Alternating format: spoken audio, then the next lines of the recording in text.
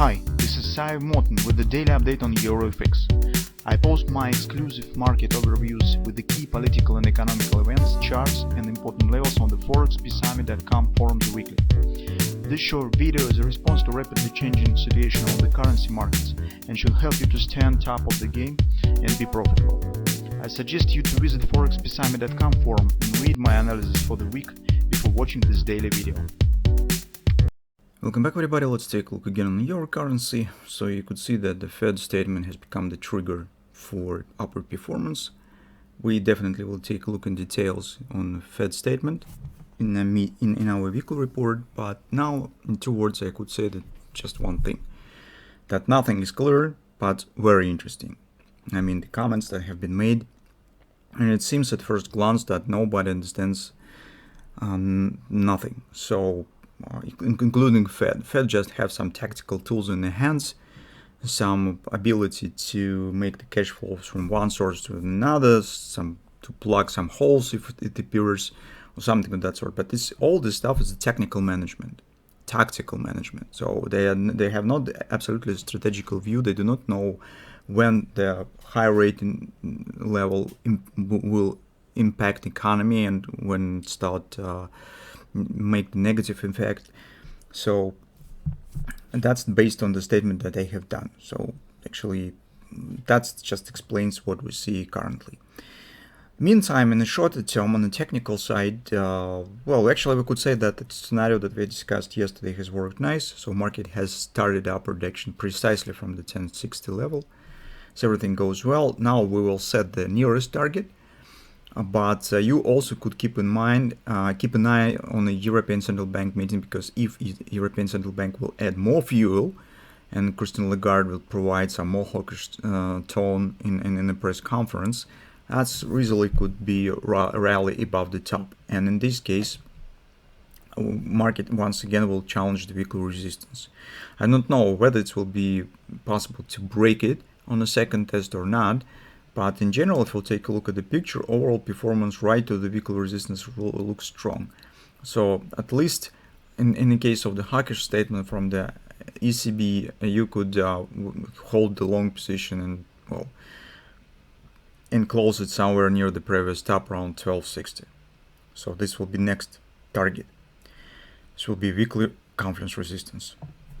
Meantime, on the follow time frame chart, we have resistance around 1178. The 618 level, and if you remember, we have agreed to trade it in the way of the bread and butter. So I have explained in the weekly report why we could do this and why this is proper approach, particular in this case. Speaking about the bullish stretch pattern that we discussed yesterday, it mostly has reached the target. It's just because take a look at the trended oscillator, it has reached the 0 level. So this is indicator that shows the targets for the stretch patterns, because this is dynamic pattern and market could achieve target if it will stand flat without any move, but with some considerable period of time, and the dynamic target will reach the 0 level just because the oversold is gone. Sometimes it happens, so that's why it's important to take a look at the trended oscillator if you trade particularly the stretch. But here we trade not only the stretch. That's why we could use also the 1178 as the next target, because we agreed to treat it as a kind of the momentum trade, a kind of the bread and butter. So that's the level that market could reach. Besides, if we'll take a look at the hourly chart, you could see that thrusting action to the upside is relatively thrusty. So this was our retracement down from the neckline precisely to the level that we have specified. And the upward action started with our head and shoulders as we suggested. So everything more or less logical. I like when the market shows the predictable steps and when it's easily to forecast and control the overall behavior. It means that market behaves correctly. So it's everything goes as it should be. And that's now, as you can see, OP already has been exceeded. Next target is XOP, final target of the hand shoulders, which stands 1961. And mostly we could say that it agrees with this level, 1978. So 10 pips difference here. So its agreement will be next target that we're considering. When market will reach this level, you will have to make the decision what you're gonna do.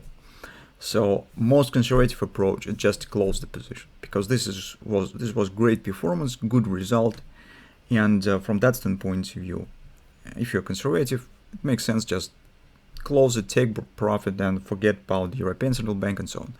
If you would like to keep this journey, think about at least partial closing, 30, 50%, and keep the rest, maybe even 70. So because European Central Bank is still the risk factor. If they will be dovish, market will drop, and you could lose a significant part of the result here. So that's choices up to you, because it's very personal. Different people, different personality act differently in the same situations. So personally, since I am a bit conservative trader, I prefer to grab approximately not less than 60-65% around this area, because that's actually my controlled space of the trade.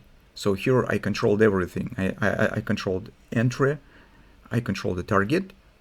But when you are entering in the timing of the European Central Bank meeting, you lose the control. So because everything depends on the factors that stands behind of your control. And that's just this factor needs to cut the risk, reduce the risk, and that explains why it makes sense to take some position right there. But once again, as I said, it's choices up to you, so just decide how you will perform the earnings around this area.